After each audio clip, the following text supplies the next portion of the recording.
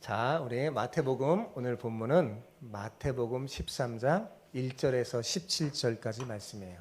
마태복음 13장 1절에서 17절.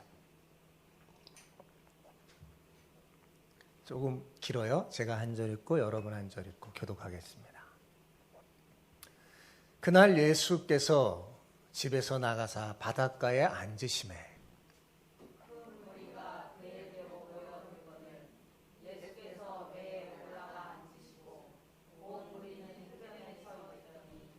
예수께서 비유로 여러 가지 그들에게 말씀하여 이르시되 씨를 뿌리는 자가 뿌리러 나아가서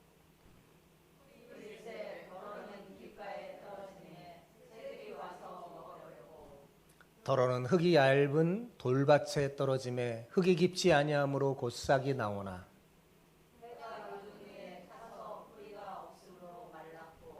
더러는 가시떨기 위에 떨어짐에 가시가 자라서 기운을 막았고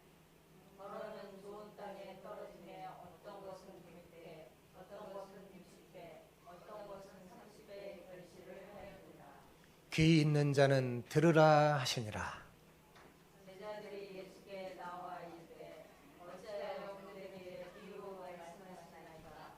대답하여 이르시되 천국의 비밀을 아는 것이 너희에게는 허락되었으나 그들에게는 아니 되었나니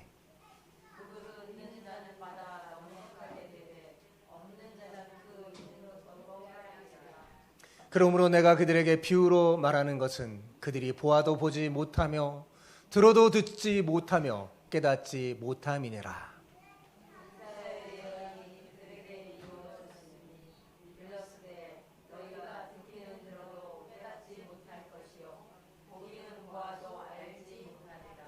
이 백성들의 마음이 완악하여져서 그 귀는 듣기에 둔하고 눈은 감았으니 이는 눈으로 보고 귀로 듣고 마음으로 깨달아 돌이켜 내게 고침을 받을까 두려워함이라 하였느니라. 그러나 같이요. 내가 진실로 너희에게 이르노니 많은 선지자와 의인이 너희가 보는 것들을 보고자 하여도 보지 못하였고 너희가 듣는 것을 듣고자 하여도 듣지 못하였느니라. 아멘.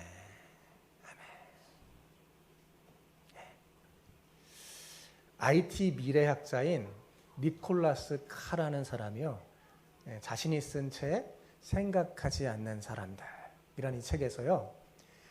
인터넷과 스마트폰 같은 첨단 디지털 이 기기가 우리의 사고방식과 뇌에 어떤 영향을 미치는지에 대해서 밝히고 있습니다. 근데 그의 결론이 굉장히 우울합니다. 여러분, 문명의 발전 덕분에 수많은 정보를 접촉할 수 있는 우리의 뇌가 우리 생각으로는 지식이 더 축적되고 더 깊은 사고력을 가질 것 같은데 그럼 얼마나 좋겠어요. 그죠? 그런데 놀랍게도 그렇지 않다는 분석입니다.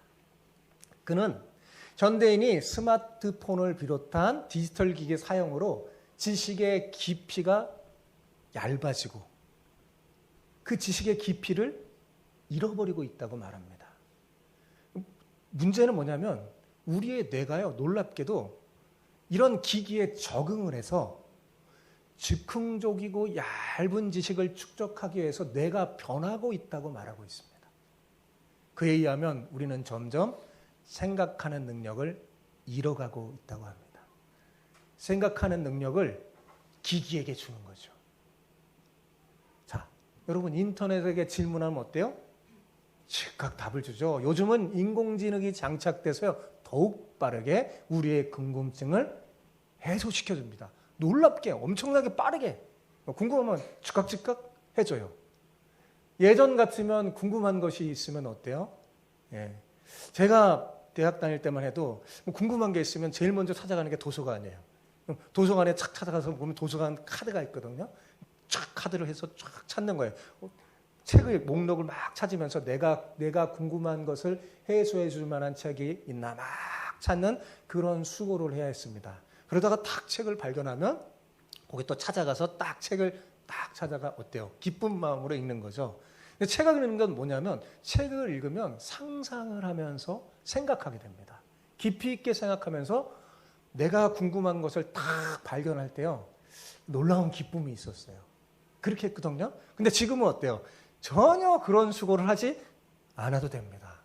도서관마다 텅텅 비는 것 같아요. 입시 준비하는 사람이나 있지 정말 지식을 알고 싶어서 가는 사람들이 예전보다 많이 줄어든 것 같습니다. 자, 왜요? 스마트폰에 검색을 하면요. 원하는 정보 금방 알 수 있으니까요. 문제는 이런 문명의 이득이 우리의 호기심이 성숙할 시간을 주지 않는다는 데 있습니다. 첨단 이 디지털 기기로 인해서 우리는 어떤 문제가 생기냐면 하나에 잘 집중하지 못해요.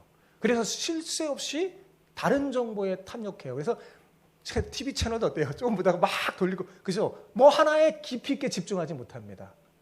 그리고 의미 없는 정보에 관심을 빼앗겨 버리며 시간을 낭비하게 되죠. 그 결과 집중력과 깊은 사고를 잃어버려서 생각하지 않는 그런 사람이 되어간다는 거죠. 우리도 모르게 사실 점점 기억력도 잃어가요. 예전 같았으면 우리 전화번호 적어도 막 10개나 20개야. 많이 오는 사람 엄청나게 많이 오면서 물어보면 척척 대답하는데 요즘은 막 헷갈려요. 전화번호 하나 금방 잠깐만요 하면서 휴대폰 들여다보죠. 얼마 전에 물어보더라고요. 우리 형님 전화번호 어디냐? 외우질 못하는 거예요. 잠깐만요. 찾아보는 거예요. 외우질 못해요. 점점 기억력이 약해지고 또 긴 글을 집중해서 읽지 못하는 사람이 되어가고 상상력과 창의력이 약화돼서 상황 판단과 능력마저 떨어져가는 사람이 되어가고 있습니다. 이 책은 이걸 지적하면서 걱정하고 있어요. 그런데 여러분, 우리 믿는 우리에게는 소망이 있습니다. 이런 위기를 극복할 수 있는 정말 좋은 방법이 있으니까요. 그게 뭔지 아세요? 성경을 깊이 있게 묵상하는 겁니다. 뭐라고요? 성경을 깊이 있게 묵상. 여러분 손에 드는 성경을 사랑하세요. 깊이 있게 묵상하는. 묵상이 뭔지 아십니까? 하나님의 진리를 깊이 생각해서 우리 자신에게 적용하는 마음의 거룩한 행동이에요. 욕망과 바쁨에 쫓기는 자신에게서 벗어나 하나님을 깊이 생각하며 하나님을 만나고 교제하는 게 묵상입니다.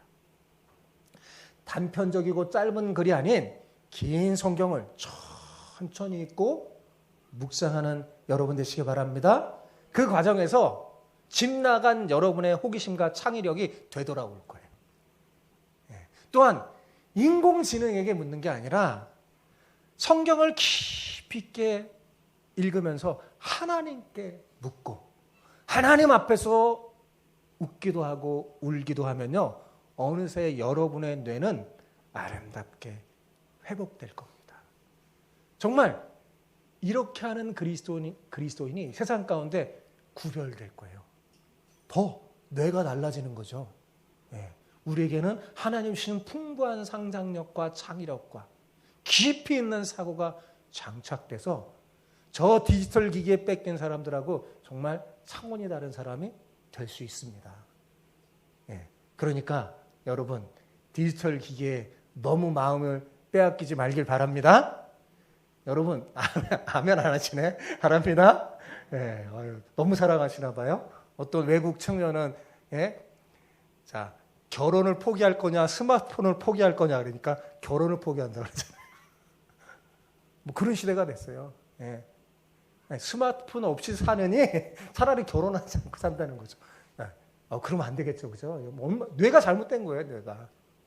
여러분 어느 시대이든 성경을 묵상하면서 그 가운데 하나님을 깊이 있게 만나서 그분께 인생의 문제들을 묻는 사람이 가장 복 있는 사람입니다. 어떤 사람이 복 있는 사람이라고요? 하나님을 깊이 있게 만나 하나님께 내 인생을 상의하며 묻는 사람. 그 사람이 진짜 복 있는 사람이에요. 오늘 본문에도 바로 그런 사람들이 나옵니다. 그들이 누굴까요? 아까 목사님하고 같이 읽었는데 그런 사람이 잘 안 보이는 것 같은데 그런 생각하는 사람이 있을지 모르겠어요. 제가 한번 여러분과 함께 묵상하며 찾아볼게요. 그들이 누구냐? 제가 얘기해 드릴게요. 그 사람들이 누구냐? 예수님의 말씀을 들은 후에도 그 말씀을 더 알고 싶고 궁금한 것이 많아서 다시 예수님을 찾아와서 그분께 질문하는 사람들입니다. 예수님은 그들에게 뭐라고 말했는지 아세요? 복이 있도다 말씀하셨어요. 저는 여러분이 바로 그런 복 있는 사람이 되시기를 바랍니다. 옆 사람에게 이렇게 축복하며 인사합시다.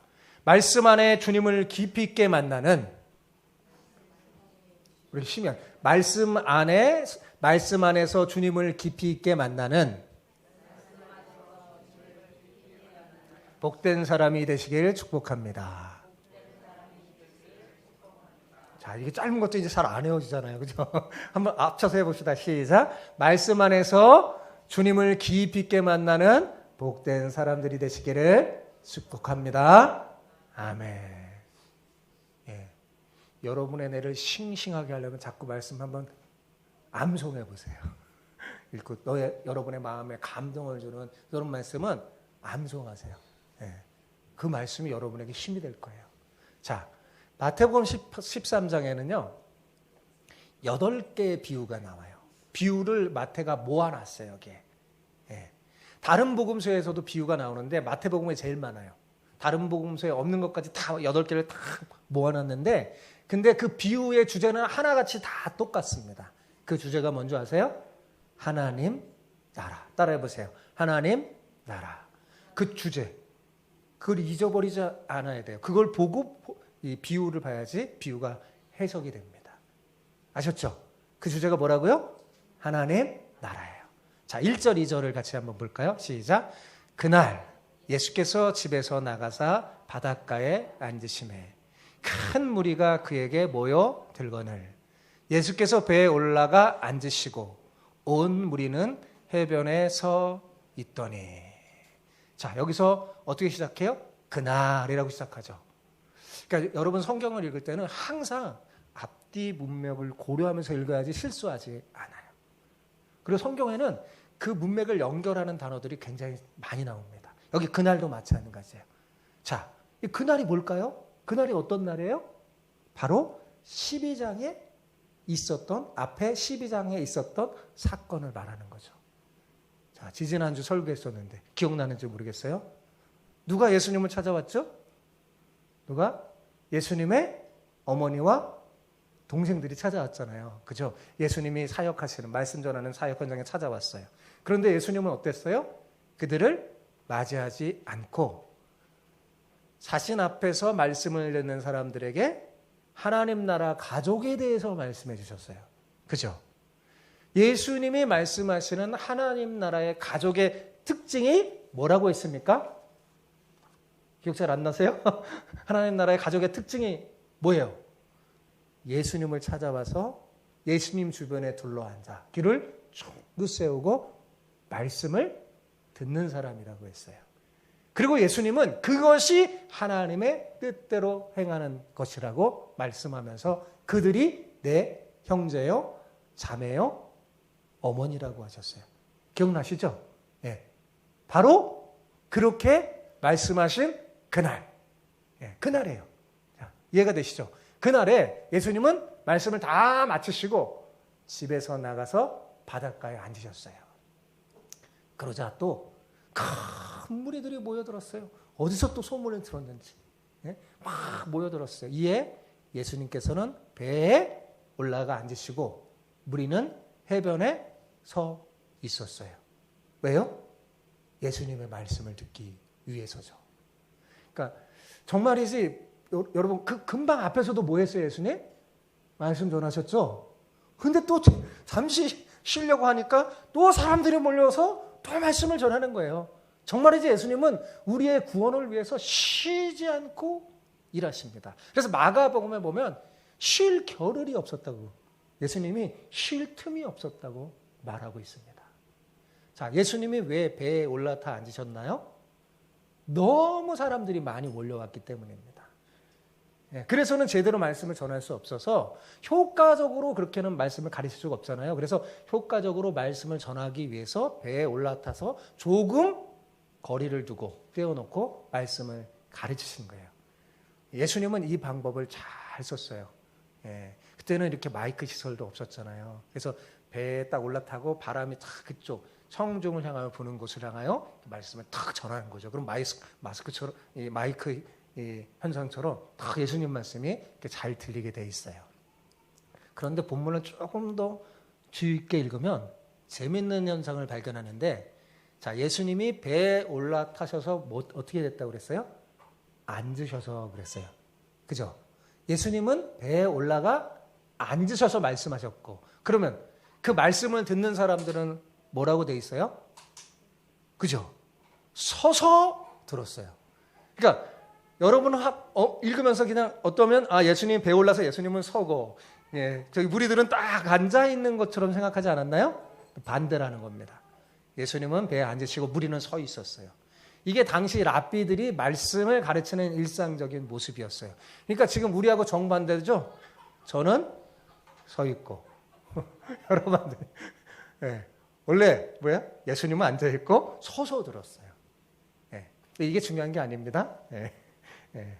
자, 그리고 3절서부터 예수님이 본격적으로 말씀하시는데, 이것이 마태복음 13장 전체 8가지 비유 중에 첫 번째 비유예요. 첫 번째 말씀을 하는데, 예수님께서는 하나님 나라에 대해서 본격적으로 말하면서 사람들에게 가르쳐 주실 때 비유로 말씀해 주셨어요. 뭐로 말씀해 주셨다고요? 비유. 많이 들어보셨죠? 비유가 뭘까요? 비유로 말씀하셨다는 게 뭘까요? 비유는 헬라어로 파라볼레라는 단어인데요. 뭘 파라볼레가 아니라 발음이 그래요. 파라볼레. 따라해 보세요. 파라볼레. 이것은 뭐냐면 앞에라는 뜻을 가진 파라는 앞에라는 뜻이에요. 파라라는 단어와 던지다, 두다라는 뜻을 가진 볼레가 합해져서 합성어입니다. 그래서 만들어진 단어예요. 그러니까 무슨 뜻이에요? 옆에다 던지다, 옆에 두다, 그런 뜻이에요. 그러니까 비유란 뭐냐면 무언가를 설명할 때 정말 잘 깨달아 알게 해주기 위해서 비교할 수 있는 어떤 것을 옆에 두고 설명하는 수사법입니다. 아시겠죠? 뭔가를 딱 설명할 때. 예를 들어서 보면 어린아이가 자동차 보면 근데 자동차 보면 작은 차도 있고 큰 차도 있잖아요. 근데 이 차가 작은 차 하나만 딱 보면 아이한테 얘 작은 차다 그러면 다 설명이 안 되죠. 그럼 뭐예요? 옆에다가 큰 차 딱. 야, 이게 작은 차야. 이렇게 하면 확실하게 눈에 확 들어오겠죠? 이게 비유 수사법이에요. 자, 그런데 사실 예수님은 왜 이렇게 말씀하셨는가라는 비유로 말씀하신 이유가 중요합니다. 그 이유는 2가지 때문입니다. 몇 가지라고요? 2가지. 첫 번째는요, 감추기 위함이에요. 놀랍죠? 이 말씀의 핵심을 감추기 위함이고, 2번째는 더욱 잘 깨닫게 하기 위함입니다. 이게 무슨 말일까요? 그러면 그렇다면 누구에게 감추고 또 누구에게 드러나게 하시려고 하는 걸까요? 이게 본문의 핵심인데요. 뒤에 제가 더욱더 자세하게 말씀드릴게요. 궁금증을 가지고 들으세요. 그리고 3절에서 9절까지 씨 뿌리는 비유에 대해서 나와요. 아마 이 비유를 모르는 사람 아무도 없을 거예요. 주일학교를 다녔던 사람들은 많이 또 들어보시고 이 설교에 대해서 한두 번쯤은 다 들어봤어요. 그죠? 그리고 내용도 굉장히 단순하고 쉽습니다. 초등학생도 금방 이해할 수 있어요. 그죠? 씨 뿌리는 비유 너무너무 쉬워요. 자, 근데 전제가 있어요. 씨 뿌리는 비유의 전제를 우리가 잘 알아야 되는데, 전제를 알고 이 비유를 봐야 돼요. 자, 씨 뿌리는 사람이 누굴까요? 씨 뿌리는 사람은요, 성도인 우리가 아니에요. 누굴까요? 예수님을 비유하는 겁니다. 예수님을 비유하는 거예요. 뒤에 예수님이 설명해 주세요. 해석해 줘요. 또한 씨에 대해서는 자세히 말도 안 해요. 씨앗에 대해서는 논하지도 않습니다. 왜 그럴까요? 다 좋은 씨앗이기 때문에. 씨앗 자체는 문제가 없습니다. 다 싹이 나고 성장하고 좋은 열매를 맺을 수 있는 좋은 씨앗이에요. 이것이 비유에 대한 중요한 전제입니다. 예. 즉, 씨 뿌리는 자는 공평하게 모든 자에게 뿌려요. 예. 모든 땅에 다 뿌려요. 다 뿌려요. 뿌려진 씨앗도 뭐라고요? 다 좋은 거예요. 다만 뭐가 다를까요? 밭의 종류가 다릅니다. 4가지 종류의 밭이 등장해요. 예. 어떤 종류가 있어요? 말해주세요. 첫 번째, 길가. 대답의 두 번째 뭐예요? 돌밭. 세 번째, 가시떨기. 4번째, 좋은 땅입니다. 그죠? 그런데 여러분, 열매를 맺는 거는 뿌리는 자가 결정하는 게 아니에요. 그죠? 네. 똑같은 씨를 뿌려요. 씨앗의 종류가 결정하는 것도 아니에요. 씨앗도 똑같은 거예요. 뭐가 결정할까요? 밭의 종류가 결정한다는 것이죠. 예수님은 모든 사람에게 공평하게 하나님 나라 복음을 전해주십니다. 그러니까 예를 들어 믿음을 가진 사람에게는 좋은 말씀을, 믿음이 없는 사람에게는 뭐 적당하고 뭐 나쁜 말씀, 이렇게 하시지 않는다는 거예요. 예? 모든 사람에게 똑같이 뭘 줘요? 좋은 말씀을 줘요. 이게 씨앗은 말씀이거든요. 하나님 말씀. 똑같은 은혜를 베풀어 주십니다. 그런데 문제는 뭐냐? 누구는 믿음으로 반응하고 누구는 불신앙으로 반응하는 거죠. 바로 여기서 열매를 맺는 결실의 차이가 생기는 것이기 때문에 결실로 인해서 누구도 불평하거나 의의를 제기할 수 없는 겁니다. 네. 이게 비유의 전제들이에요. 그리고 알고 비유를 그러면 예수님이 왜 이 말씀을 하셨구나 핵심을 알 수 있어요. 자, 그런 다음에 10절에서 17절의 내용에 보면 예수님이 왜 비유로 말씀했는지 설명해 주십니다. 이 부분이 씨 뿌리는 비유를 이해하는데 매우 중요한 열쇠를 제공합니다. 독특하게 이 씨 뿌리는 비유 앞부분의 비유는 다른 비유와 달리 예수님 비유를 말씀하시고 왜 비유로 말하는지 가운데 지금 10절에 17절 설명하고 그 뒤에는 해석도 해주세요. 설명해 줍니다. 그렇게 돼 있어요. 구조가 그렇게 돼 있어요. 그런데 중요한 게 뭐라고? 이 가운데 있는 왜 비유로 말씀하시는지 10절에서 17절까지가 비유를 해석하는 중요한 열쇠를 제공해 줘요. 그래서 오늘 저는 이 본문에 초점을 맞춰 설교하려고 합니다. 잘 들으시기 바랍니다. 자, 그런데 여러분 구별해서 이 본문 문단을 나눠야 돼요. 자, 아까 1절, 2절, 그 다음에 3절에서 9절. 3절에서 9절이 씨 뿌리는 비유죠. 예. 자, 3절과 9절의 그 씨 뿌리는 비유 말씀하는 그 장면과 지금 10장에서 17장을 보면 장면이 바뀌었다는 걸 알 수 있어요. 바뀌어 세팅이 됐다는 걸 알 수 있습니다. 막 연극한다면 장소가 바뀌고 딱딱 세팅이 다르게 했을 거예요. 이막하면서 나왔을 거예요. 자, 보세요. 분명히 큰 무리들이 예수님께 나와서 설교를 들었죠. 그죠? 근데 그 무리들은 다 어디 갔나요? 10절서부터 17절에는 보이지가 않아요, 이 사람들이. 그죠? 그 사람들이 어디 갔는지 다 사라지고 소수 몇몇 제자들이 다시 예수님께 찾아온 것입니다. 그죠? 예수님이 찾아간 게 아니라 뭐예요? 이 사람들이, 제자들이 찾아 나온 거예요. 그리고 예수님께 질문을 던졌습니다.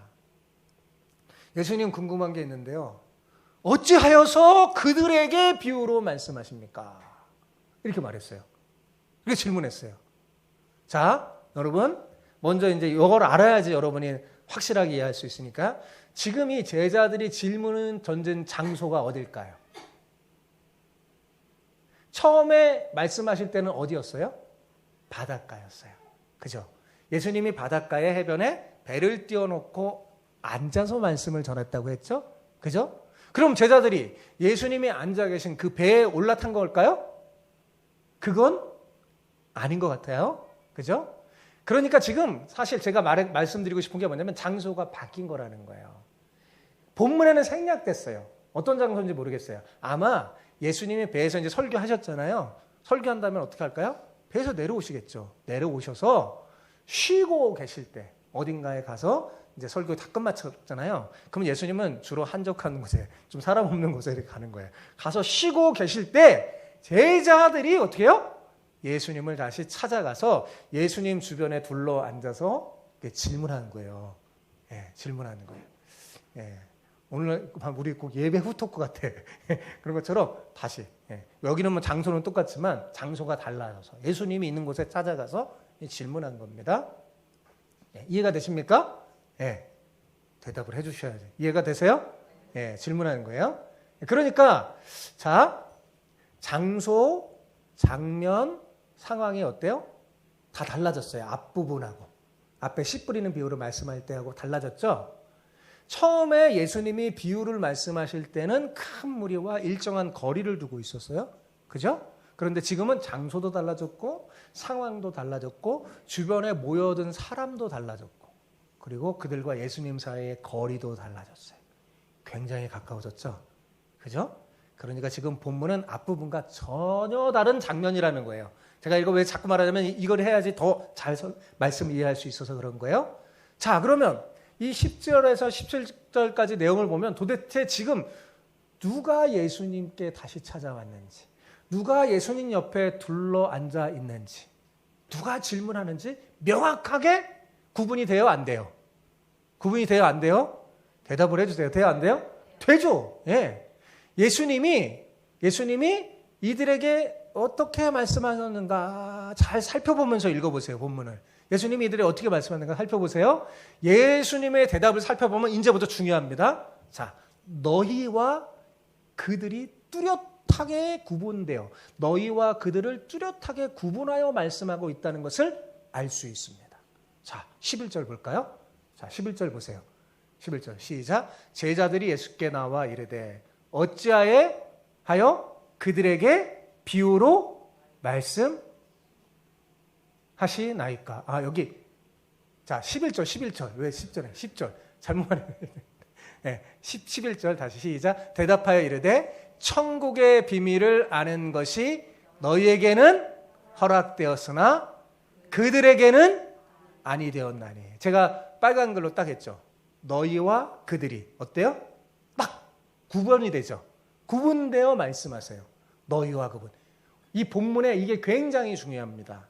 히브리 사람들은 이런 대꾸법을 잘 사용해요. 헷갈리지 않도록 메시지가 전하게 해줘요. 예, 너희와 그들. 잠언에 보면 게으른 자와 부지런한 자, 지혜로운 자와 어리석은 자. 그죠? 이렇게 너희와 그들. 이렇게 딱 구분하여 말씀하시는 거예요. 그죠? 그리고 왜 비유를 말씀하시는지 하면 너희와 그들은 다르기 때문이라고 말합니다. 예수님이. 뭐라고요? 다르기 때문이라. 그러면 여기서 말하는 너희는 누굴까요? 자, 이게 중요하잖아요. 너희는 누굴까요? 예. 여기는 이제 제자들이지만 그 제자들은 어떤 제자들이에요? 다시 예수님을 찾아온 제자들이죠. 예. 예. 제자들이 뭐 많잖아요. 예수님 제자들 많은데 이 제자들은 어떤 제자들이냐? 예수님을 다시 찾아온 사람들이에요. 이해가 되시나요? 그죠? 찾아온 사람들이에요. 다시 찾아와서 주님 앞에 한 걸음 더 가까이 나온 사람들이에요. 자, 사실 이들은 이미 예수님 말씀 들었어요? 안 들었어요? 오늘날 말하는 예배 이미 들었어요? 안 들었어요? 예배 다 들었어요. 예배 다 마쳤는데 또 찾아온 거예요. 그죠? 그죠?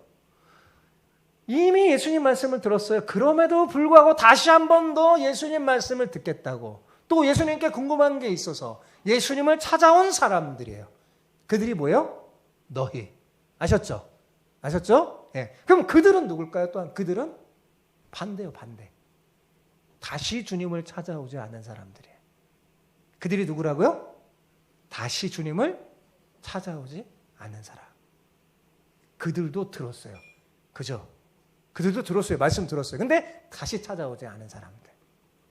세상적으로 보면 다시 찾아와 여기 남아있는 너희라는 사람들이 그들보다 머리가 나쁜 사람인 건지도 모르겠어요.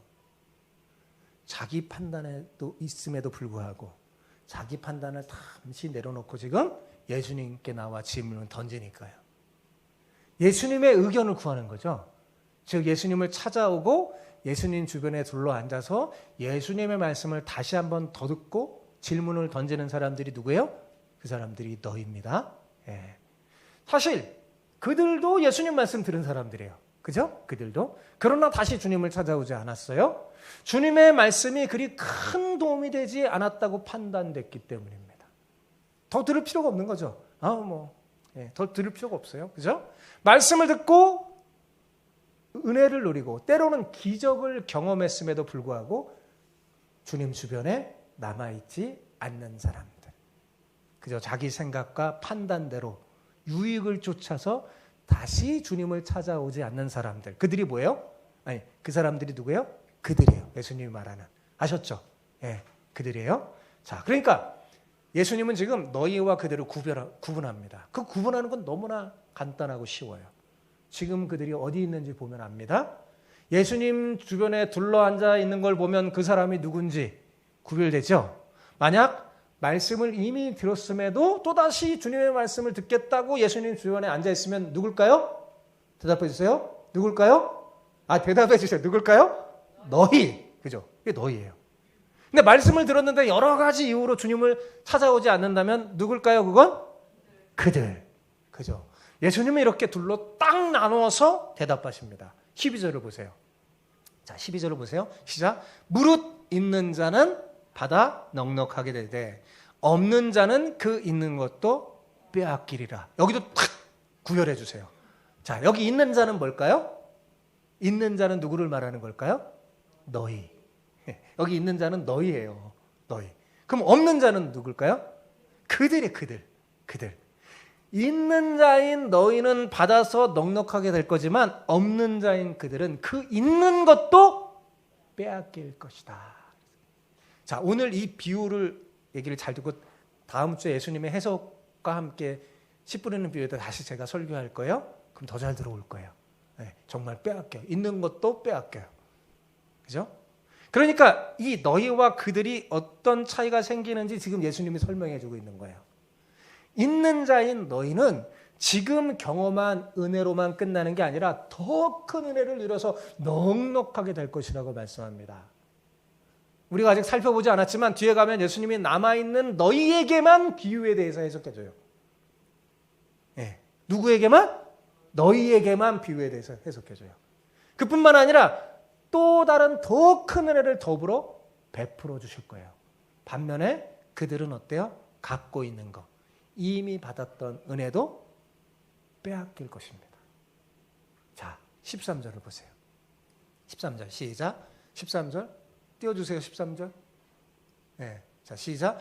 그러므로 내가 그들에게 비유로 말하는 것은 그들이 보아도 보지 못하며 들어도 듣지 못하며 깨닫지 못함이라.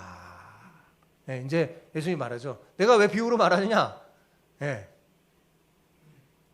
그들이 보긴 보아도 보지 못하고 들어도 깨닫지 못할 것이다. 그래요. 그러니까 보기는 보는데 뭐라는 거예요? 모른다는 거예요. 사실 이게 문자적으로 보면 잘 이해가 안 되는, 이게 무슨 말이냐? 말이 되나? 이런 생각이 들기도 해요. 자, 맹인도 아닌데 봤는데 왜 보지 못하는 걸까요? 그죠? 청각장애인도 아닌데 들었는데 왜 듣지 못하는 걸까요? 앞에 보는 거, 뒤에 보는 거하고 다른 거죠. 예. 영적인 시력을 잃어버렸다는 거잖아요. 영적인 귀. 하나님의 말씀, 복음을 들을 수 없는 귀라는 거죠. 여기 들을 귀가 있는 사람이 복이 있다는 건 뭐냐면 다 듣잖아요. 그게 아니라 하나님의 말씀을 듣고 깨달을 수 있는 사람이 복이 있다는 거예요. 지금 이제 그 말씀을 하는 거죠. 자, 여기에 대해서 예수님이 그래서 다시 말씀해줘요. 설명해 주죠. 14절 보세요. 같이 시작. 이사야 예언이 그들에게 이루어졌으니 일러스되 너희가 듣기는 들어도 깨닫지 못할 것이요 보기는 보아도 알지 못하리라. 왜 이렇게 들어도 깨닫지 못하고 보아도 알지 못하는지 그 이유를 이사야가 미리 예언해 줬죠. 자, 그 예언해 줬어요. 자, 보세요. 15절에 그 예언해 줬어요. 15절 같이 읽어봅시다. 이 백성들의 마음이 완악하여져서 그 귀는 듣기에 둔하고 눈은 감았으니 이는 눈으로 보고 귀로 듣고 마음으로 깨달아 돌이켜 내게 고침을 받을까 두려워함이라 하였느니라. 자, 이사야가 예언을 하면서 아주 특징적으로 아주 단순하고 명료하게 그들이 왜 봐도 알지 못하고 들어도 깨닫지 못하는지 알려줬죠.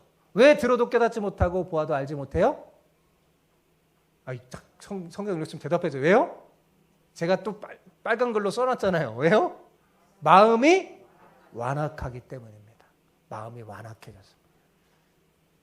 말씀을 듣지 못해서가 아니에요. 들었어요. 이들도. 그죠? 기적과 은혜를 경험한 적이 없어서도 아니에요. 뭐 때문에? 마음이 완악해졌기 때문에 이처럼 반응한 겁니다. 그렇다면 누구는 마음이 완악한 마음 품고 왜 누구는 부드럽고 넉넉한 마음 품을까요? 정확하게 잘 모르겠지만 예수님의 비유를 보면 그건 예수님의 책임이 아니라 말씀을 들은 자의 책임이 있다는 것은 분명합니다. 분명해요. 그죠? 아까 제가 전제를 대해서 말할 때 뭐랬어요? 씨 뿌리는 자가 열매를 씨 뿌리는 자가 맺게 하는 거야. 씨앗도 아니라고 그랬죠. 밭이 결정하는 거예요. 씨 뿌리는 자와 씨는 다 좋은 거예요. 밭이 결정하는 거잖아요. 그러니까 누구 책임이에요? 밭의 책임. 듣는 사람의 책임임이 분명해요. 그죠? 자, 그러면서 예수님은 16, 17절에서 너희에 대해서 다시 설명해 줍니다. 저는 오늘 이 본문 중에 제일 중요한 본문이라고 생각해요. 자, 16절 보십시오. 같이 읽어봅시다. 그러나 너희 눈은 봄으로 너희 귀는 들음으로 복이 있도다. 예수님이 지금 아주 분명하게 뭐라고 말해요? 너희는 복이 있다 이렇게 말했어요. 그죠? 근데 왜 너희는 복이 있어요? 보고 듣기 때문이라는 거예요.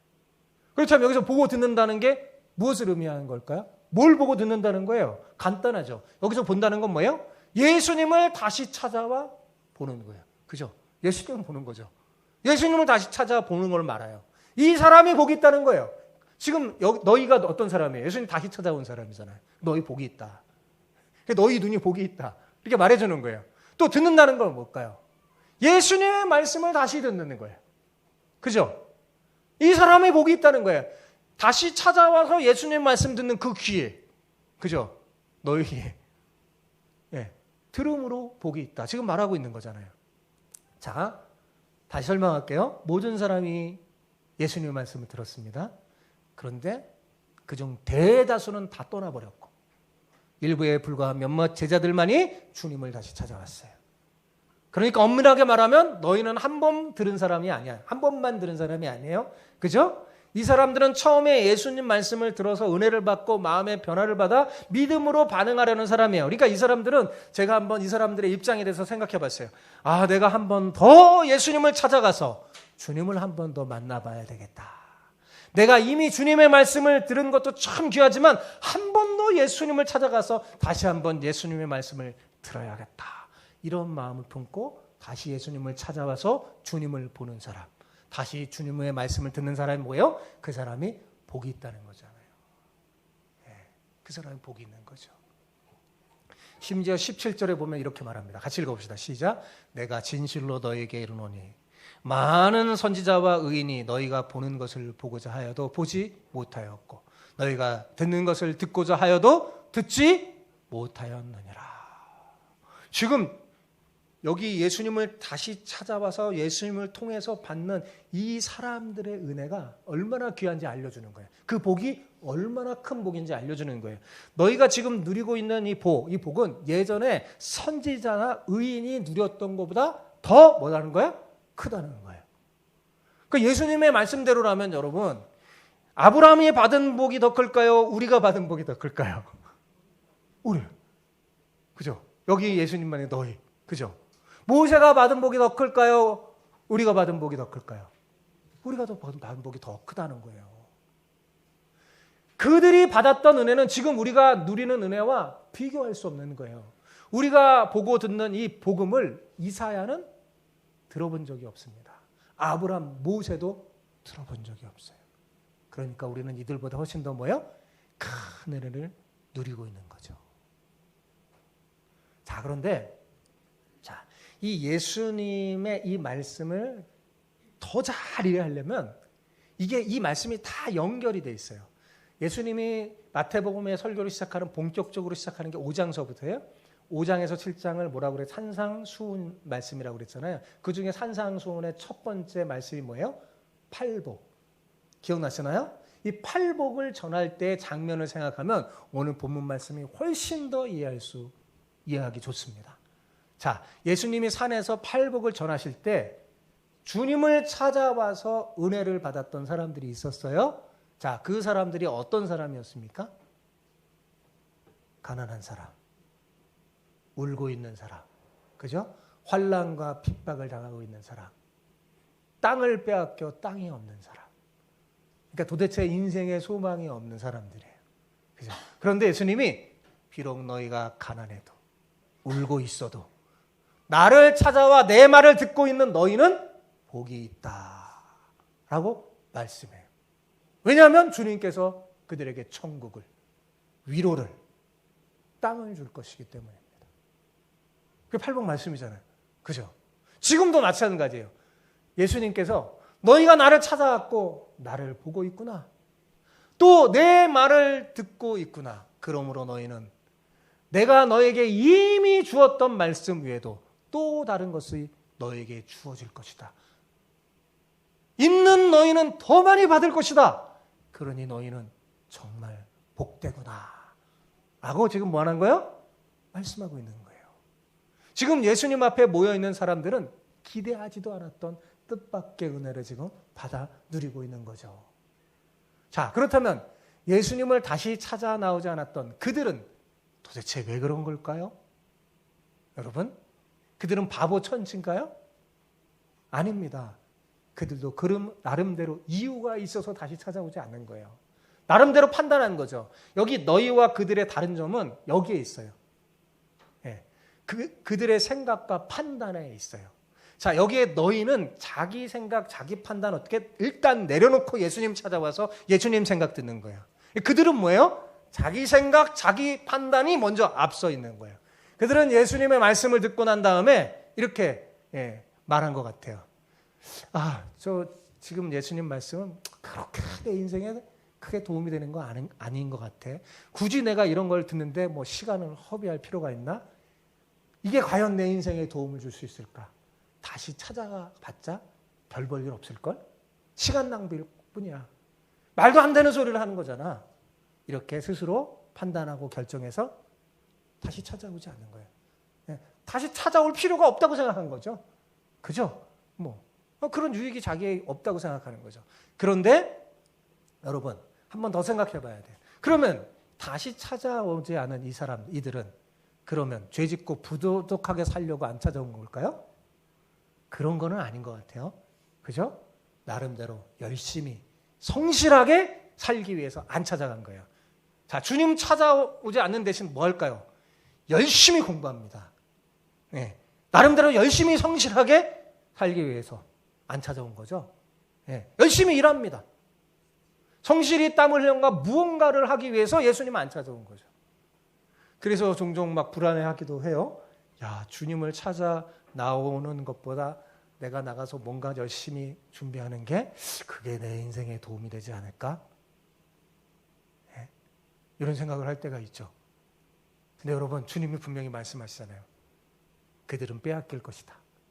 그죠? 갖고 있는 것도 빼앗길 것이다. 라고 말씀하고 있어요. 우리는 잘 알아야 합니다. 성실하게 노력해서 내 것이라고 생각하는 것들도 사실 주님이 주지 않으면 결국 다 어떻게 돼요? 헛된 것이 됩니다. 빼앗길 거예요. 그건 영원한 것이 아니기 때문에 제대로 누릴 수 없습니다. 네, 다 없어져요. 주님이 주시는 것만 영원히 남는 거예요. 자, 사랑하는 성도 여러분, 사랑하는 우리 학생 여러분, 이한이 이래. 예. 아연이, 도연이, 스마트폰에 너무 마음을 빼앗기지 말길 바래요. 어른들도 마찬가지예요. 보니까 그냥 아침에 일어나면 이거 들고 계속 소파에서 저녁 잠잘 때까지 막 이거 들고 사는 현대인들. 이제 막 더 발전하면 AI하고 거기에 장착이 되니까 그게 막 애인이 될 거예요. 그런 영화도 등장했더라고요. 그 안에 그런 영화 허라고요. 예? 예. 너무 AI하고 친밀하게 교제하지 말고 AI하고 그 질문하며 살 것이 아니라 누구하고 그래야 돼요? 하나님과 친밀하게 교제하며 하나님과 마음을 나누는, 하나님께 질문하는, 소통하는 여러분 되시기 바랍니다. 자, 오늘 본문에 보면 누가 진짜 복 있는 사람이라고 그랬어요? 어떤 사람이에요? 다시 한번 말씀을 듣겠다고 주님을 찾아와서 주님의 주변에 둘러앉아 주님께 질문하는 사람들. 그 사람은 뭐예요? 복 있는 사람이에요. 너희가 복이 있다 그랬잖아요. 그죠? 부디 다시 한 번 더 주님을 찾아 나오고 주님 주변에 둘러앉아 한 번 더 주님 보고 한 번 더 주님 말씀 듣는 것을 선택하는 여러분 모두가 돼서 진짜 복 있는 사람의 길을 걸어가는 여러분들 다 되시기를 축복합니다. 아멘.